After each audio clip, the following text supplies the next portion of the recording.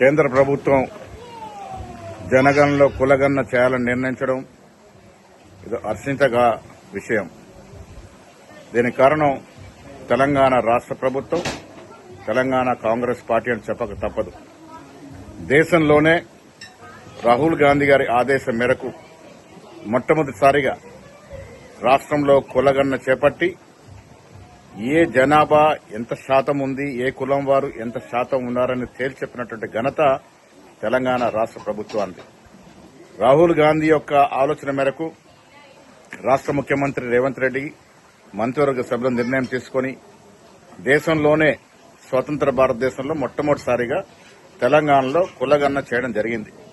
దాంతోపాటు 42% పాటు రిజర్వేషన్ బీసీలకు ఇస్తూ కూడా చట్టం చేయడం జరిగింది.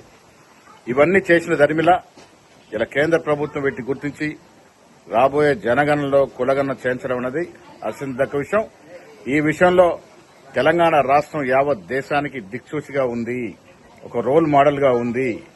ఈ సందర్భంగా ఓబీసీల తరఫున నేను ఆనాడు ఈ యొక్క అంశాన్ని చేతబూని దేశవ్యాప్తంగా ప్రచారం చేసినటువంటి రాహుల్ గాంధీ గారికి, తక్షణమే దాన్ని అమలులోకి తీసుకొచ్చినటువంటి రేవంత్ రెడ్డి గారికి, బట్టి విక్రమార్క గారితో పాటు మంత్రివర్గ సభ్యులకి, శాసనసభ్యులకి, యావత్ తెలంగాణ కాంగ్రెస్ కార్యకర్తల తరఫున తెలంగాణ రాష్ట్ర ప్రభుత్వానికి అందరికి కూడా కృతజ్ఞతలు తెలియజేస్తా ఉన్నాను.